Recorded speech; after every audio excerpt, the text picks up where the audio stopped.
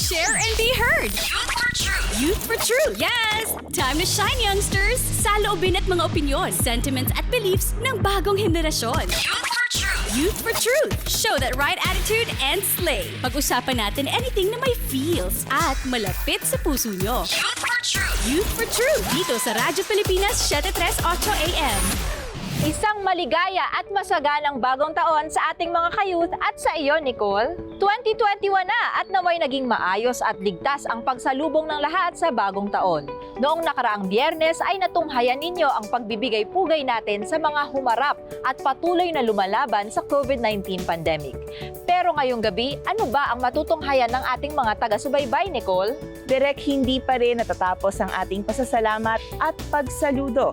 This time, alamin natin kung anong solusyon ang inilatag mula sa national hanggang local government sa mabigat na suliranin upang maiwasan ang pagdami ng kaso ng COVID-19. Tama! Simulan nating sariwain ang mga aksyon, tugon at iba't ibang pamamaraan ng gobyerno para masiguro ang kaligtasan ng bawat Pilipino sa coronavirus disease. Sa pagpapatuloy yan ng Pagpupugay, a Youth for Truth 2020 Year-End Special. Sa kabila ng mga pagsubok at sulihaning kinaharap ng bansa sa taong 2020, naipakita natin ang ating bayanihan at pagkakaisa upang malampasan ng mga ito. Sa pagkalat ng coronavirus disease o COVID-19, marami tayong naging agam-agam. Kung kaya, sinamahan tayo sa episode natin noong June 5 ni Department of Health Undersecretary Maria Rosario Singh Vergeire upang sagutin ang mga katanungan ng ating mga kabataan at upang bigyang linaw na rin ang ginagawang aksyon ng gobyerno laban sa COVID-19. Ang ating ginagamit ay siyensya para sa ebidensyang ibinibigay natin para sa Interagency Task Force para makapagrekomenda sa Presidente regarding the levels or mga antas ng community quarantine.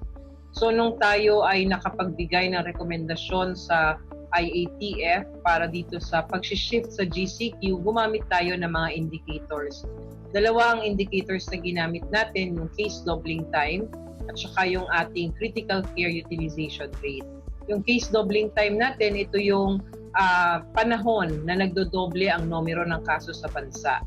So nung bago tayo mag-ECQ, meron tayong 2 to 3 days na case doubling time. Ibig sabihin, in 2 to 3 days, dumodoble ang numero ng kaso ng mga COVID-19 dito sa bansa. Nung tayo ay nagkaroon ng modified ECQ, bumaba ito to 4.8 days. At ngayon, sinasabi nila 6.3 days na ngayon ang case doubling time. Ibig sabihin, 6.3 to 7 days actually dito sa NCR. Ibig sabihin, ganitong kahabang panahon ang binibilang para magdoble ang numero ng kaso sa bansa. Yun namang ating critical care utilization rate, ito yung health system capacity. Laging sinasabi ng eksperto, hindi lang numero ang dapat tignan para makita natin kung epektibo ang nagiging pagpapatupad ng response para sa COVID-19. Kailangan din nating bantayan ang ating health system capacity kung ito ay makakaagapay kung sakasakaling tumaas ang mga kaso ng COVID-19. And as of 2 weeks ago, nung tayo ay nagdesisyon ng ganito, naipakita natin ang critical care utilization natin. Ang ibig sabihin nito, ito yung mga beds natin sa ospital, isolation units, ICU beds, tsaka mechanical ventilators. At ang ating utilization rate ay only about 38%. So ibig sabihin, available pang about 62% nitong mga sinasabi natin mga hospital beds, ICU at saka mechanical ventilators sa bansa. So mentras na mas mataas ang utilization, pangit ang indikasyon kasi ibig sabihin kapag nagkaroon pa ng maraming sakit, wala na tayong paglalagyan ng ating mga pasyente. Pero tayo ngayon, nasa 38% pa lang, ibig sabihin hindi pa na-overwhelm ang ating health system. Kaya tayo ay nakapagbigay ng rekomendasyon na maaari tayong mag-GCQ pero sa kondisyon na dapat magpatupad ng minimum public health standards sa lahat ng settings. Nakibalita rin ng YFT sa Anti-COVID SARS sa episode natin noong July 24, 2020. Isa sa ating nakapanayam ay si Chief Tracing Czar Mayor Benjamin Magalong. napakaganda ng business model na ginawa ngayon ni General Galvez, ni Secretary Galvez. Ang ginawa niya ngayon is yung 4 na pillars ng COVID-19 campaign natin. Pinaghati-hati niya ngayon at nilagyan niya ng lead person. Like for example, isolation, nilagay niya si Secretary Villar. Treatment, nilagay niya si Yusek Vega.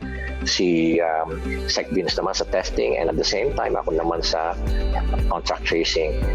Sa contact tracing aspect naman, what we're doing is capacity building. We have to, we have to go and visit different regions, and at the same time engage different LGUs to make sure that they understand what the rationale behind contact tracing, and then we are sharing our systems, yung capacity building ng kanilang mga personnel, yung mga contact tracing teams nila, and at the same time yung kanilang yung mga technology, we're introducing new technologies for them to be able to analyze better their COVID-19 situation. Itong ginagawa namin ngayon is part of our best practices that we need to share with one another in the same manner na may mga nakikita rin kami mga best practices ng ibang mga regions and ibang LGUs na ginagrab din namin.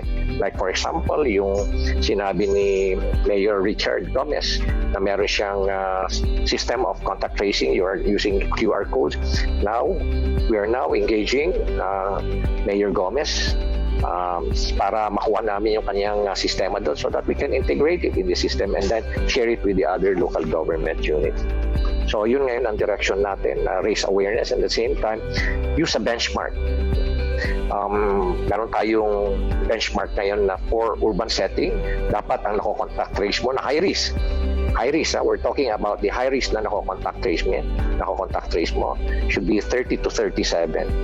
And for rural setting, dapat ang nako-contact trace mo is somewhere between 25 to 30. Dapat may benchmark eh. Hindi yung ang nangyayari ngayon, karamihan ng ating mga LGUs ngayon, ang nako-contact trace lang nila, mga 5, 6. Why? Because nako-concentrate lang sila, nagpo-focus lang sila sa family member. Yun na lang. So ang laki ng gap, ang laki ng mga misses, ang laki ng mismatch. So these are the things na ina-address po namin ngayon. Sa episode natin noong April 17, nakakwentuhan naman natin ang mga tinatawag na model cities sa pagsugpo ng COVID-19.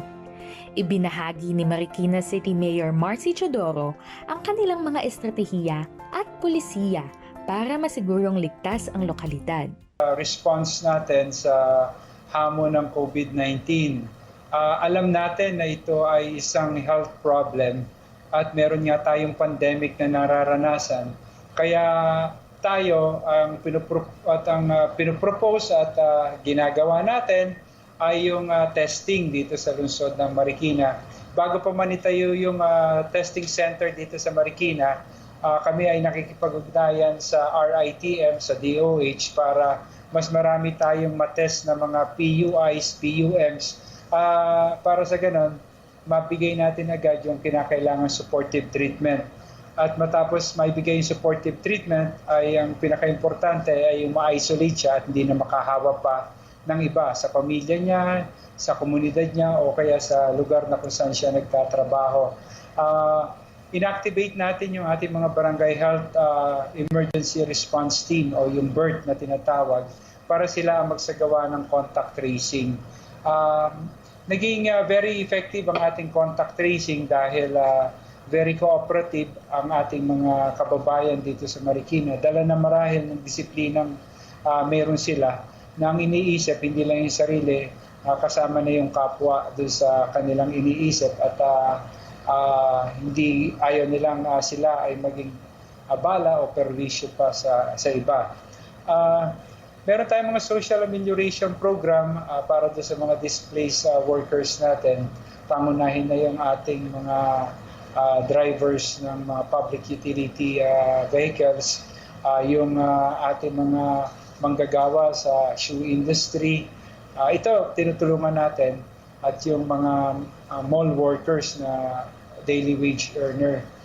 May mga libreng sakay tayo rito sa Marikina para doon sa mga frontliners natin. Meron din tayo mga free dormitory para doon sa mga health workers natin na nasa ospital, na siyang nasa frontline ng pagtitreat do sa mga COVID patients natin. Meron din tayong mga quarantine facility rito para sa mga PUMs natin, yung mga na-expose sa COVID-19 patients at yung mga nasa frontline. Ito yung Marikina Hotel natin. Inuulit ko, para ito do sa mga PUM. So huwag mag-alala yung komunidad na naroon sa paligid nito sapagkat mga wala namang sintomas itong mga nasa quarantine facility natin. Ilan to sa mga ginagawa natin. Siguro kaya nagiging best practice dahil tayo naman ay sumusunod na mabuti doon sa tagubilin ng national government, lalo na ng interagency task force upang sa ganun, immediately makontain natin yung spread of the virus. Kinumusta rin natin ang iba't ibang local government units kung ano ang kanilang kalagayan. Sa episode natin noong September 4, tumutok tayo sa pamahalaang lokal ng Laguna matapos maitalagang Big Brother ng probinsya si Presidential Communications Operations Office Secretary Martin Andanar. Kung nagbukas po ang ating ekonomiya, naging DCQ po tayo, bigla po tayo talagang tumaas. Ang trend po natin talaga ay pataas. Then, nung nagkaroon po tayo ng massive campaign, i-check po natin talaga kung saan ang gagaling ang maraming positive cases. Nung na-discover po natin talaga na galing po sa mga companies, sa mga malalaking pagawaan, mga industriya po natin, ginawan po natin ng paraan para po maging open ang coordination natin sa kanila at maging aware sila sa mga protocols natin at ma-implement natin na maayos lahat po ng guidelines. So far po ay pwede ko na pong sabihin na na-control po natin kasi ano na po tayo ngayon, nag-flat na po tayo sa 2,800 hanggang 2,009. Hindi na po tayo lumalampas doon. Unlike po for everyday po napapatagdag ay minsan may 100 or minsan 100 plus pa. So ngayon po nandun na lang po tayo. Pinipilit po natin pababain pero ang good po dyan ay hindi na po siya tumataas at nakapako na po siya doon sa 2,900. Hopefully po ay makontrol pa po natin ng tuluyan. Sunod nating tinutukan ang lalawigan ng Valenzuela. Nakakwentuhan natin sa episode noong October 23 si Mayor Rex Gatchalian. So kami, we embarked on that very early. Nung Holy Week pa lang this year, una tayo sa mga local governments na nagkaroon ng localized mass testing. While the rest of the LGUs sa pamalang nasyonal umaasa, yung local government ng Valenzuela, inisip natin na ayaw na namin maging pabigat pa sa pamalang nasyonal. Kaya we did our own localized testing. Bumili tayo ng sarili nating mga test kits galing sa Korea. Ito yung mga FDA-approved kits to. And then at the same time, nag-partner tayo sa mga FDA-approved laboratory. 4 yung partner labs natin na pribado. So napatakbo natin to sa mabilis na panahon at nag-test tayo. Bakit kailangan gawin to? Kasi kailangan makita mo yung kalaban mo. Mahirap yung baril ka ng baril. Hindi mo naman alam na saan ang kalaban mo. In any battle, finding the opponent is the number one issue that you have to resolve. So kami sa Valenzuela, importante yung testing kasi maaga rin kami nag-institute ng no home quarantine. Ibig sabihin, para maputol yung infection sa community, lahat ng positive, bawal yan sa bahay. Dinadala namin yan sa mga quarantine facilities namin or sa mga hospital. Right now, actually, it's already been a month and a half almost na tumatakbo na yung local laboratory namin, yung Valenzuela Hope Molecular Laboratory. It's one of the bigger labs dito sa Metro Manila kasi at full scale, it can run close to 800 to 1,000 samples a day. Wow. So marami tayong matitest. Inulan ng trahedya ang bansa ngayong taon. Hinagupit ng malulupit na mga bagyo na nagdulot ng malalang pagbaha sa mga komunidad. Nakibalita tayo sa Parañaque City sa episode natin noong November 13 at nakapanayam ang kanilang Public Information Office Head, Mr. Mario Jimenez. Kung po naman sa katatapos ng bagyo na Ulysses, yes po. Maaga po ang ating paghahanda, no? Through our local Disaster Risk Reduction Management Office dahil pinangangasiwaan po ito diretso ng ating mayor. Daglian po nagpatawag ng pagpupulong ang ating mayor sa lahat ng punong barangay. Reactivation of all evacuation center of the respective barangay at yung kanilang rescue and disaster team Tapos yung ating pong local na DSWD, pinaganda rin po natin yung ating police, bumbero, at ang ating quick response team ng DRRMO. Katulong po dyan ng Department of Health, ang City Engineering at ang Senro. So concentrated effort po yan at naka-close monitor po tayo. No? So binantayan po natin mabuti ang ating mga low-lying area. At itong nakaraang bagyo, meron po tayong naging evacuee. Sa First District po, meron po tayong confirm na total 1 and 2 na po na family, na 223 families po ang na-evacuate natin. No? Total of 875 individuals. Sila po ay nailagay sa isang maayos na evacuation center. Tinugunan po ng ating lungsod ang kanilang pangangailangan. Nag-provide po tayo ng individual tent, no, per family doon sa loob ng gym. Nakabantay po ang ating police, ang ating health, at ang ating mga social workers. No? So naging maayos po yan. Kaya the following day, medyo nag-normalize na po, nagsibalikan na po lahat ang ating mga kababayan. Ngayon, wala na po. Zero evacuate na po tayo sa bawat evacuation center natin. At kanina pong madaling araw, nagpasya na rin po si Mayor immediately right after the storm of Ulysses, activation po ng ating Senro, naglinis na po tayo ng mga major thoroughfares. Pati po yung mga naapekto mga puno na pinapuputol na po ng ating Senro at engineering team. Naging maayos na po ang mga pangunahing lansangan ng ating lungsod ng Parañaque. Sunod nating kinumusta ang Marikina City kasama si Vice Mayor Marion Andres. Pinagdaanan po ng lungsod na Marikina as administration na na-practice na ho yan eh. Tapos na-institutionalize, nandiyan po yung mga the same people, mga department heads, mga barangay officials na talagang naglagay na ho tayo ng mga pamamaraan. Pag ganun po ang na-reach po ng water level, may first alarm, second alarm, third alarm, tapos in place po yung communication system, tapos yung mga camp managers, yung tinatawag naming camp managers po ay sila po yung mamamahala po in coordination with DepEd. Sila po yung mamamahala po sa mga bawat evacuation center. Usually ito naman po yung mga paaralan. So yun po talagang in place naman lagi ko yan eh. Tapos so yung mga provisions, yung meron hong 161 sa Marikina ho eh. Talagang naka-detail na sa respective command post nila. Sinukat ng taong 2020 ang kakayahan ng pamahalaan sa pagtugon sa pangangailangan ng mga mamamayan. Nakita natin ang walang kapaguran at puspusang pagtatrabaho ng ating mga lingkod bayan. Maraming salamat po. Mula sa pamahalaan, tawid naman tayo sa mga organisasyon na naging kaakibat ng mga kabataan ngayong pandemya. Lingid sa kaalaman ng karamihan, maraming youth groups ang gumawa ng mga hakbang para tulungan ang sektor na ito sa epekto ng community quarantine. Lalo pat hanggang ngayon ay limitado pa rin ang paglabas ng mga kabataan sa ilalim ng regulasyon na ibinaba ng Interagency Task Force or IATF. Kilala sa pagiging madiskarte ang kabataang Pilipino, kaya't iba't ibang mga programa at proyekto ang kanilang inilunsad para sa kapakanan ng bawat isa. Marami ang pinagdaanan ng buong mundo ngayong taon. Mula sa COVID-19 pandemic na nagtulak sa ilang business establishments na magsara, sinubok rin ito ang marami sa ating mga health workers at frontliners na maging matatag para sa kanilang sarili, para sa pamilya at para sa bayan. Hindi pa man tayo nakakabangon sa dagok ng pandemya ay muli tayong humarap sa pagsubok.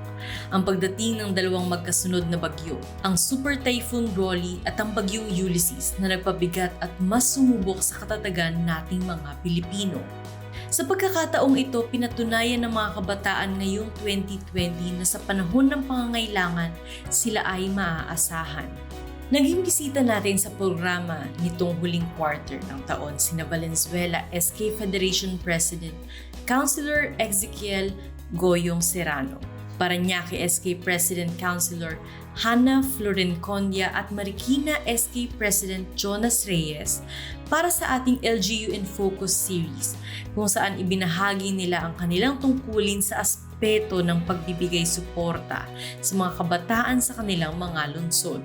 Nagpamigay po kami ng anti-COVID-19 safety kit sa mga COVID positive patients po natin sa lahat ng isolation areas. Nagdala rin po kami ng food packs sa mga bata and elderly na nasa Bahay Kalinga at Bahay Pag-asa na nasa pangalaga po ng lungsod ng Valenzuela. Binigyan din po namin sila ng mga gamot, vitamins, adult diapers kasi yun po yung sabi po kasi nila sa amin na nung nagkaroon po ng pandemic is umunti po yung nagdo-donate sa Bahay Kalinga and Bahay Pag-asa. So yun lang po yung ginawa namin, nagbigay din po kami sa kanila. Meron din kaming projects na binibigay during ECQ na relief goods distribution, and then sa mga medical frontliners naman natin is nag-provide kami ng medical equipments. Meron din po kaming ibinibigay sa aming barangay ng mga anti-COVID-19 kits, which is ito po yung naglalaman ng vitamins, face shield, face mask, and alcohol po. Inihanda po talaga ang mga modular tents at evacuation centers sa mga rescue equipments at communication. Syempre, yun yung pinaka-importante sa atin lahat. Close monitor din po ang yung mga water levels. Meron po tayong mga Facebook Live na pag-angat po ng tubig para po maging updated po ang mga Mariqueños. Tapos sa kasagsagan po ng bagyo, ang mga SK po natin sa Marikina ay talaga naman po nagtulong-tulong. Per barangay, mga nag-rescue po, mga nakasakay po sa bangka, kaya hindi po matatawaran ang pagsiservisyo ng mga kabataang Mariqueño. Sa kabila ng mga pagsubok na pinagdaanan ng bawat isa, nananatiling matulungin at may pagmamalasakit sa kapwa ang mga kabataan. Ito ang ipinadama ng iba't ibang youth organizations nitong mga nakaraang buwan sa kanilang mga natulungan na napanood natin sa YFT Podcast, at ilan lamang dito ang 3H Initiative o Humans Helping Humans kasama ang lead coordinator and founder Jeros Jade Bantungan Reyes, Landas Chief Executive Officers Zoe Lacaga at Danny Antonio, Kapit Pinas core member Harold Ching, at Super Reader Squad co-founders Sam Platon at RJ Bilen. So twice a year, before COVID, yun yung ginagawa namin. Pumupunta kami sa mga Mangyan community, sa mga Mangyan schools para dalhin sa kanila yung festivity. Sabi kong festivity kasi nagkakaroon kami ng games, nagkakaroon kami ng feeding program, and yung distribution na rin ng school supplies natin. When COVID hit, nakipag-partner din kami sa Bangon Bulalakaw na nagkaroon ng ambagan para sa may kapansanan. Namigay kami ng goods doon sa mga PWDs in coordination with the Department of Social Welfare and Development. And nilaunch din namin yung Bulalakaw Online Palengke, kung saan yun yung aming project na pinulungan namin or nilagay namin online yung palengke para ma-decongest ito and matulungan din natin yung mga small business owners. For our projects that we've done so far, because you're only able to formally restructure ourselves last June, July, and since then, we've had Kapit Bisig, which is where we aim to raise 500,000 pesos for tablets for Hammers Inc. However, 500,000 was an ambitious goal, but we were able to reach over half of our goal, around 329,000, and provide around, if I'm not wrong, 65 tablets. We formed a coalition with different orgs to form Kapit Pinas. We already have the present networks of organizations from Luzon. So why not form it again to go for the snowball cause to help our kababayans in Catanduanes, in Camarines Norte, Sur, Albay, Quezon, Batangas, Cavite, Marinduque, the two Mindoros, to extend our help and use the social media platform that we have to extend immediate help po doon sa mga nasalantahan. Sa mga donasyon at partnership ay makapag-provide tayo ng reading kits, makapag-print at makapagbigay tayo sa community. So, Una naming target talaga is Pampanga and Laguna lang kasi doon kami nakapagturo. Mas kilala namin yung community, mas madaling maipapadala sa kanila. Hanggang sa yun, pumasok na rin si Sir RJ dyan, nalibot na rin niya yung Aurora, nakapagbigay na rin tayo ng almost 600 reading kits sa bayan ng Aurora. And then, hanggang sa ginamit natin yung power ng social media to post and share the outputs of our project, yung My First Teacher. Bukod sa mga ito, nakasama at nagbahagi rin ng kanilang mga initiative sa YFT Podcast sina Kabanata PH Executive Director Maya Tuviera, Street Classroom Founder and Chairperson Kyle Atienza, Duena Founder and Executive Director Samantha Ramirez, at Bayanihan Batangan Founder and Chairperson Marian Macalintal. Sticking to Progress has multiple beneficiaries, namely Abong ng Araw, Save Our Schools Network, Greenpeace, and Girl Up as well, because we wanted to raise funds for those organizations because we believe that those organizations are really doing a lot for our communities. We also collaborated with another organization for our food drive for frontliners. That fundraiser, that was a collaboration as well. Food relief operations na every month we provide them food packs na good for 1 month in. Pero we don't want them to be dependent sa binibigay namin every month. Kaya we've created another component. Ang tawag namin is Gulayan sa Tahanan, kung saan tinuruan namin sila kung paano magtanim, how to be sustainable in terms of food. Para hindi lang sila umaasa doon sa binibigay namin monthly. Duena launched Project Ligaya, a sticker selling campaign to raise funds for our beneficiaries, the Dr. Jose Fabella Hospital, a well-known institution that has been of service to the Filipina for over 100 years now, and the Ramanda family who reached out to us a few months ago seeking for basic necessities for their 2 daughters. With the help of our creatives department, we were able to produce and market stickers as a fundraiser for our beneficiaries. In the end, Duena was able to raise 11,815 pesos, which was distributed equally towards the beneficiaries as the Fabella Hospital's frontliners received KN95 masks and over 4,000 pesos worth of groceries to the Ramanda family. Ang first project initiative ng Bayanihan Batangan is Donate a Rim campaign. So sa Donate a Rim campaign, ito yung with below 200 pesos, you can help provide a rim for the students in aid for modular learning. Every week in turnover ko, we were able to turn over a total of 135 reams of bond paper. Other than that, we were also able to give out 165 expanded envelopes to our beneficiaries.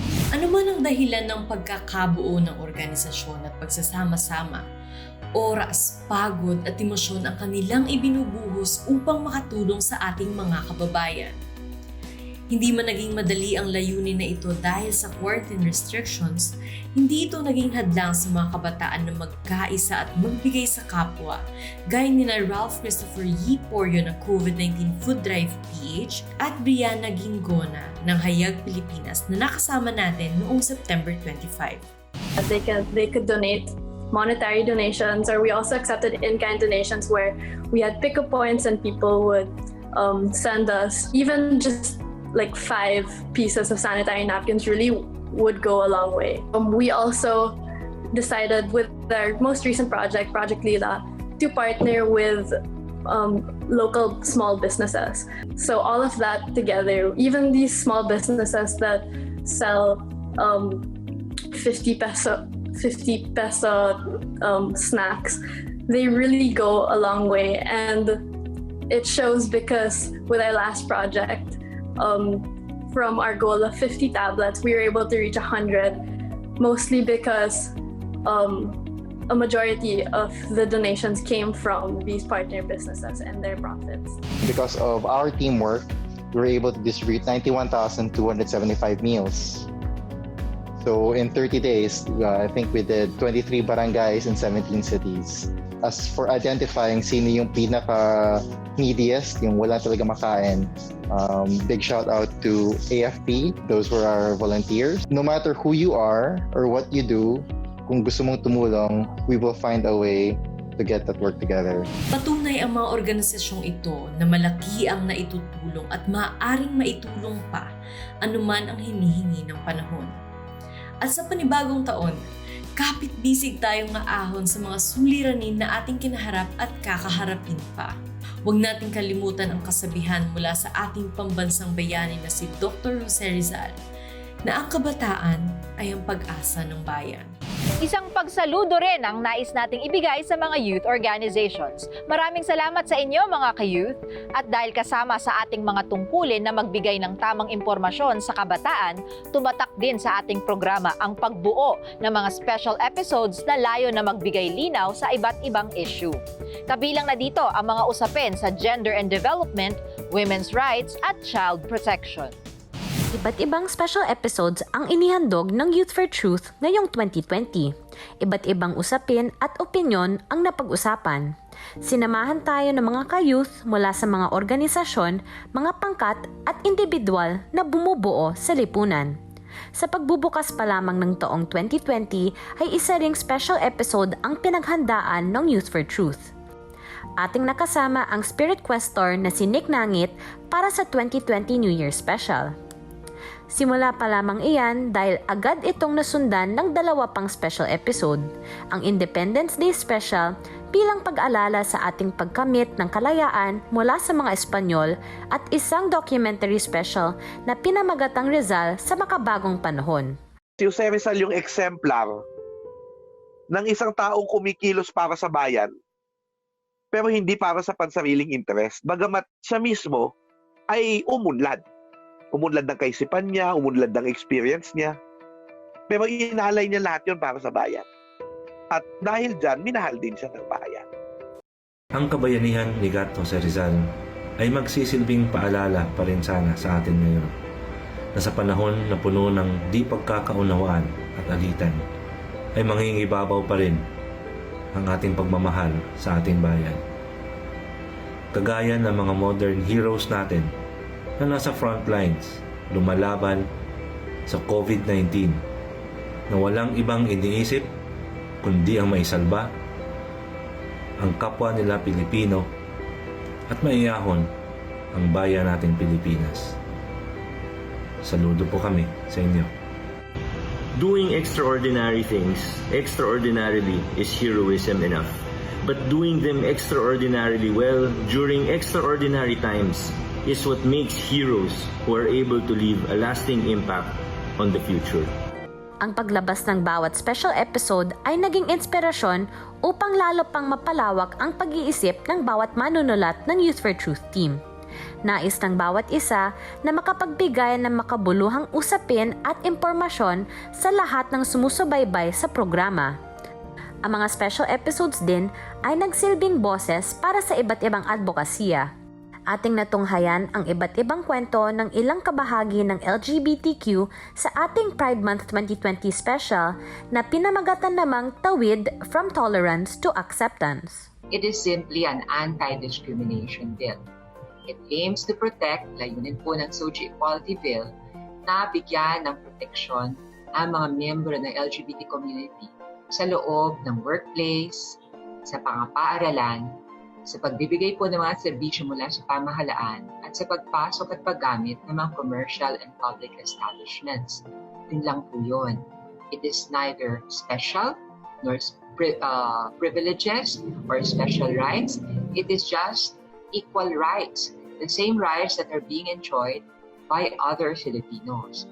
If there's anything I would like the youth to understand about the trans community is just don't treat us differently. Treat us how you treat your girlfriends or your boyfriends. Because that's how we are. Siguro, some people may be a little sensitive now because siguro when you're sensitive, andun pa yung insecurity. But I hope that the friends or the allies of the LGBT can actually make this circle for them a safer place, for them to really look into themselves. And sana yung mga youth of today can just respect us more than being trans or more than anything. Just respect us as human beings, and these are our choices. We don't hurt you. We don't hurt anyone. This is just about us and how we want to be. I hope it all boils down to respect, and that's not hard. That's not hard at all. Even if you're not an ally of the LGBTQ+, just respect. Kasi hindi naman namin kayo naaway. It's all about us, our identity, who we are, and who we are becoming, and just respect. At sino ba namang makakalimot sa month-long celebration ng Buwan ng Wika? kung saan pinuno natin ng special episodes ang buwan ng Agosto. Mula sa norte, ating kinilala ang wikang Ilocano sa Tisarita, Iti Ilocano. Bagamat may ibang malambot ang sambit at mayroon namang matigas, nagkakaintindihan pa rin ang mga tagapagsalita nito. Dahil ang Ilocano ay isang lingwahe na may sistema sa pagbuo ng tunog, spelling at pangungusap. Kung kaya kinikilala ang Ilocano bilang isang wika at hindi lang isang dialekto. Ang wikang Kapampangan sa Ingdayang Kapampangan, and it speaks dun sa pangalan mismo ng Kapampangan because the root word is pangpang. So tabing ilog. So makikita mo yung geographical makeup natin ay naka-embed doon sa identity natin na tayo ay kulturang tubig. So yung karunungan na yun dapat nating ma-appreciate through our languages.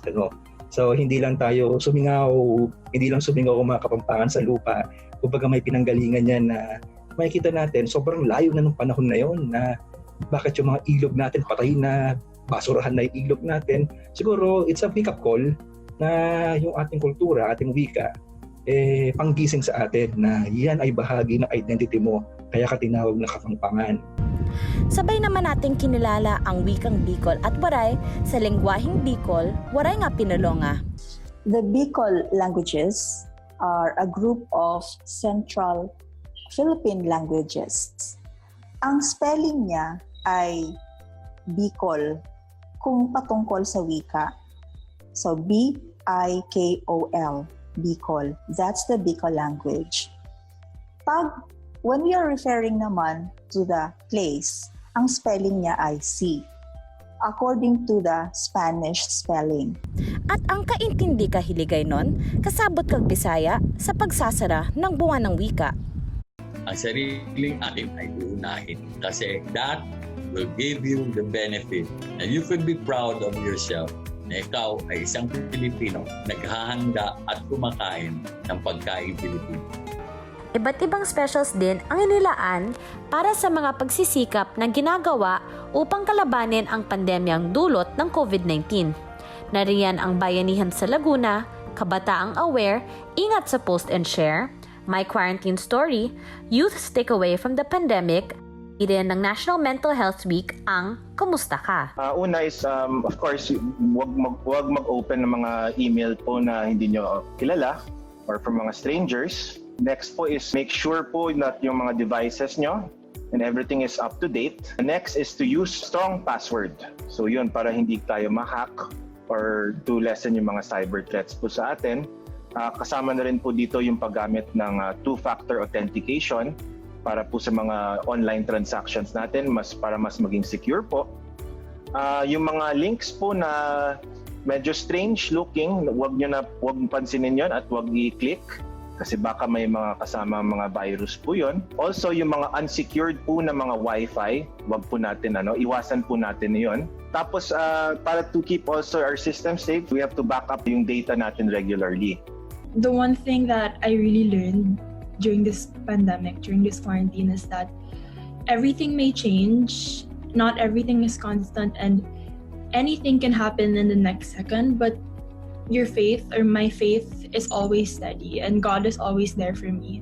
But in case hindi nyo na kaya, find somebody that you trust or respect. And guys, it's okay not to be okay. Especially in times of this, yung pandemic. Maraming pagbabago sa ating pamumuhay ang naidulot ng COVID-19. Sa pamamagitan ng mga special episodes na ito, ay ating naipapakita pagtatagpo ng mga nakasanayan sa mga makabagong kagawian. Hindi madaling tanggapin ang biglaang pagbabagong ito, kaya naman sa simpleng pamamaraan na pagbuo ng mga special episodes ay nais ng Youth for Truth na maiparamdam na tayo ay sama-sama sa pagharap sa kinabukasan. Kaya naman sa ating paggunita ng All Souls Day ay inihandog ng Youth for Truth ang Where Do Souls Go, a YFT Undas Special, kung saan sama-sama din nating nasagot ang ating mga katanungan patungkol sa afterlife at iba pang bagay na may kaugnayan dito. So ito yung panahon na dapat ipagdiwang natin, hindi yung kamatayan, kung hindi yung naging buhay nila. Hindi nagwawakas ang buhay natin dito sa lupa. Hindi ko alam kung ano yung nandun pa, kung ano naghihintay sa atin. Wala akong eksaktong kaalaman doon. Pero naniniwala ako na there's something more to just our earthly existence. At bilang pagprotekta sa kabataan at kababaihan, handog ng YFT ang dalawang special bilang pakikibahagi sa National Children's Month at International Day for Elimination of Violence Against Women. Hindi naman ibig sabihin na bata sila ay hindi na nila alam kung ano yung nagaganap sa kanilang reality. Ay patuloy na i-empower ang kanilang mga sarili at pati na rin ang mga kapwa nila babae. Huwag papatinag sa diskriminasyon, alamin ang inyong karapatan at ipaglaban ang mga ito.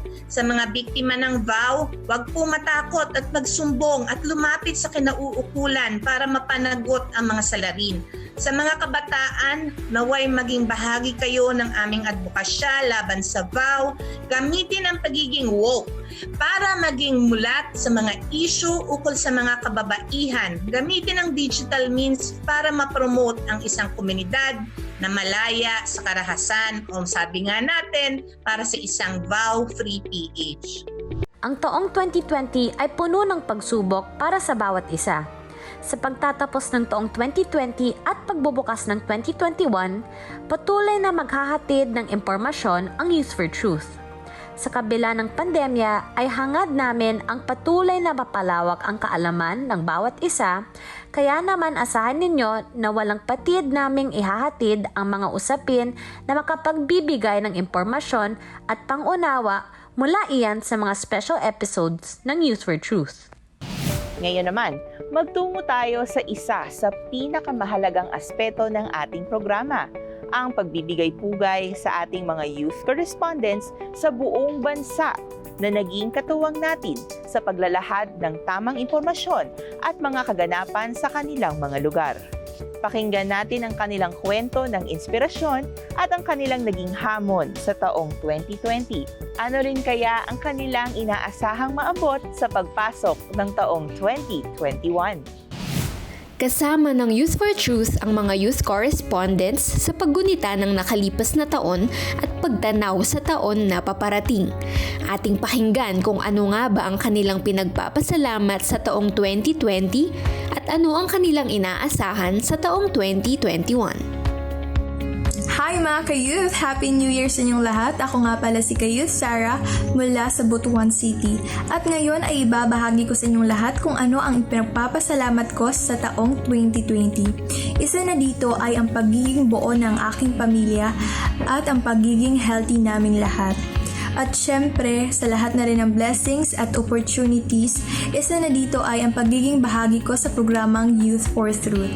At para naman sa taong 2021, ang nilook forward ko ay ang matapos na ang pandemic na ito, hoping and praying for it. At syempre, para na din sa academics, nilook forward ko to learn more and to gain more knowledge. At syempre, for self-growth ay ma-achieve ko yung better version of myself. At yun po ang pinagpapasalamat ko sa year 2020 at ang nilook forward ko for the year 2021. Salamat sa pakikinig mga ka-youth. Ako si Sarah G. Billanes mula sa Butuan City. Assalamualaikum warahmatullahi ta'ala wabarakatuh. Murad Abubakar po, your youth correspondent from Zamboanga City. Ano nga ba ang dapat kong ipagpasalamat ngayong year 2020? Well, para po sa akin, napakarami kong dapat ipagpasalamat. Dahil sa kabila ng samot-saring nangyayari sa buong mundo, lalo na yung pagputok ng pandemya, napakarami po nating dapat ipagpasalamat. Na sa kabila ng mga pangyayari, patuloy pa rin po tayo nabubuhay. At higit sa lahat, ito ay naging daan upang mas lalo nating palakasin at paigtingin ang paniniwala natin sa buong may kapal. Ano nga ba yung dapat nating paghandaan sa susunod na taon? Well, para po sa akin, napakarami natin dapat paghandaan. Dahil sa mga pangyayari na ganap nitong 2020, ay naging mas matatag po tayo. At I am looking forward na sana this pandemic could end as soon as possible. Kung pwede sana bukas wala na yung pandemya. Nang sa ganun, back to normal na po tayo, inshallah. Again, Murad Abubakar, Youth Correspondent from Zamboanga City. Anong meron ba ang taong 2020? Sa pagkakalam at pagkakatanda ko, maraming problema at pagsubok ang hinarap ng Pilipinas. Ang pagputok ng bulkintaan, ang COVID-19, kung saan 100,000 ang nakasakit at halos 10,000 ang namatay. Nitong nakaraan lang, dinanas natin mga kababayan ang pinsala ng mga bagyo, kung saan libo-libo ang nawalan ng tirahan at hanap buhay. Pero sa kabila ng lahat, milyong-milyong Pilipino pa rin, at isa ako doon sa umaasa at nagpapasalamat sa pagkakataon na binigay na ating poong may kapal na hanggang sa oras na to, humihinga at buhay pa rin. Ang biyaya ng buhay ang isa sa pinakamagandang biyaya na binigay at pinagkaloob ng ating poong may kapal. Na sana sa taong ito tayo magpasalamat pa rin sa kabila ng problema na ating hinaharap. At sa taong 2021, naway mapagtagumpayan natin ang mga problema at unos na ating dinanas sa nakaraang taon. Na sa taong 2021, bagong pag-asa ang ating makamtan. Dahil ika nga, habang may buhay, may pag-asa. Kaya huwag nating kalimutang manalig at ipagdarasal ang sasapiting taon na taong 2021. Hola y buenas a todo. My name is Jerome Avila and I am one of the Youth for Truth correspondent for the city of Zamboanga. So without any further ado, I would like to start off by reminiscing the past experiences that we have endured. And for that, it is a little bit tragic, but still I am thankful because we have learned something new. We learned how to mitigate the problems. We tried to find ways in terms of dealing with this type of scenario within this year. But to sum it up, I am just grateful because we tend to remain intact. We kept the essence of being a Filipino alive. And for the year 2021, I am looking forward towards the positivity.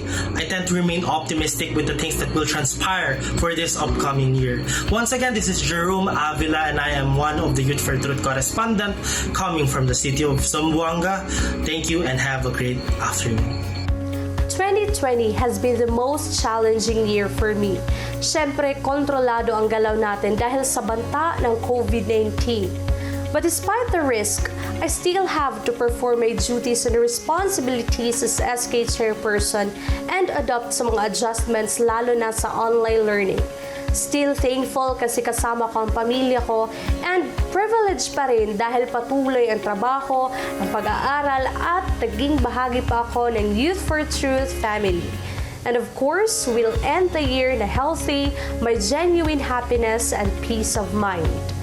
2020 may not be the best year para sa atin dahil nga we've been quarantined for months. But let's take this moment to realize kung gaano tayo kaswerte kasi we survived the year.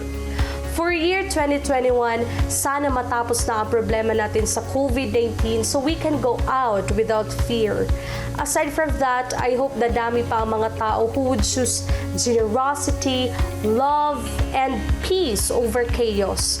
I hope maging eye-opener sa atin ang COVID-19 to value the things, even those little things na at the end would help us survive. Also, sana sa year 2021, we can apply the learnings that we have gained during quarantine. Law of attraction, magiging okay ang lahat sa 2021. Hi mga ka-youth! Ang pinagpapasalamat ko sa taong 2020 ay ang mga aral nitong dala. Alam naman nating lahat na sobrang daming nangyaring hindi maganda, pero sa kabila ng yun, ay may mga aral itong dala na kung saan marami tayong natutunan, marami tayong realizations. Ang nilulook forward ko naman sa taong 2021 ay sana yung mga natutunan natin sa taong 2020 ay may apply natin sa 2021. Dahil itong 2021, ito ay ang unang taon ng kasunod na dekada. Ito ay isang bukas na pintuan na naman para mas pahalagahan natin yung mga bagay na nasa natin, na nasa kapaligiran natin. Ayun ang nilulook forward ko. Dapat yung mga natutunan natin ay magagamit natin ngayong susunod na taon. Kaisa ng Youth for Truth ang mga youth correspondents mula sa iba't ibang panig ng bansa sa matagumpay na taon at sama-sama nating haharapin ng buong tapang at pag-asa ang bagong taon. Malaki ang papel na ginagampanan ng bawat isang kabataan, lalo na sa malaking pagbabago ng ating buhay o yung tinatawag na new normal. Samot-sari ang pinagdaanan ng bawat isa sa atin sa mga ibinigay na pagsubok ng taong 2020. Kaya sa pagsimula ng panibagong pag-asa, salubungin natin ang panibagong taon na may malakas na pananampalataya, positibong pamumuhay at maayos na simula. Tandaan sa ating mga sarili na kasalalay ang takbo ng ating buhay. Lumipas na ang pinakamabigat na kabanata at hamon ng 2020. Ang muli nating pagtayo at pagbangon ang magiging armas natin para maging makabuluhang muli ang ating hinaharap. Sabi nga ng kilalang British writer at lay theologian na si Clive Staples Lewis, there are 4 better things ahead than any we leave behind. Muli, isang pagbati ng masaganang bagong taon sa inyong lahat mula sa Youth for Truth. Hello mga ka-youth! Ako pala si Kirby Cristobal, ang executive producer ng Youth for Truth. Ngayon pong 2021, always surround yourself with positivity. Lagi po nating tandaan na better days are on their way. Maligayang bagong taon po sa ating lahat. Hello mga ka-youth! Sana ngayong 2021 ay buo pa rin ang inyong tiwala at pakikisama sa Youth for Truth. Marami man tayong challenges na kinaharap ngayong taon, ngayong 2020. Sana masaya at sama-sama nating harapin ang 2021. Ako po si Nicole Namuco mula sa Youth for Truth. Hello mga ka-youth! Ako si Aaron, ang segment producer at social media manager ng Youth for Truth. So this 2021, I hope na itong taon na ito para sa atin ay year of opportunities and also year of strength and also year of blessings for all of us. Hi mga ka-youth, ako si Robin Rico Hermosa, ang Master Editor ng YFP. Sana sa 2021 lahat tayo ay manatiling malusog at malakas. Hello mga ka-youth, ako si Joshua Austriang, Editor ng Youth for Truth. At ngayong 2021, maging healthy tayo lalo at stay strong sa kabila ng pandemya at magpalakas tayo lagi. Hello mga ka-youth! I'm Anne, segment producer from Youth for Truth. I wish that we will continue being healthy and happy, and I pray that we will never lose hope. Looking forward to better and brighter days this 2021. Happy New Year! Mga ka-youth, ako si Riggs Nerves, editor ng Youth for Truth. Ngayon 2021, sana'y maging lumaban lang tayo ng lumaban dahil madaming opportunity pa ang dadating sa atin kahit may mga pandemya tayo. Be grateful always. Ako po si Isabel Vitangcol, isang segment producer ng Youth for Truth. Ang aking wish para po sa 2021 ay dumami po ang mga oportunidad para sa aking mga ka-youth. Hi mga ka-youth, ako si Isa Dablo at ako ang isa sa mga segment producers ng YFT episode natin tuwing Biyernes. Ako din ang episode producer ng YFT podcast, also known as FB Live with Isa Ganda. Ngayon, marami tayong pinagdaanan ngayong 2020, pero for 2021, sana maging year of abundance and sana tumutok pa rin kayo sa YFT. Ako po si Lawrence, ang segment producer ng Youth for Truth. Ang sa akin lang, hindi sapat na maging impormado tayo mga kabataan. Dapat makiisa tayo upang magkaroon ng pagbabago. Manigong bagong taon. Hi mga ka-youth! This is Julie Javellana, your co-host in Youth for Truth. As we close this year, I am praying for everyone's safety and good health. May we welcome the year of 2021 with a positive mind and hopeful heart that greater things are bound to happen this coming new year. Stay safe mga ka-youth! See you around! Hello mga ka-youth! Ako po si Vinci Beltran, host and head convener ng YFT. Sa 2021, bagong taon, bagong pag-asa. Asahan niyo po na ang YFT ay patuloy pa rin na paiigtingin ang pagbibigay ng impormasyon sa mga kabataan at syempre sa pagdidismiss ng disinformation.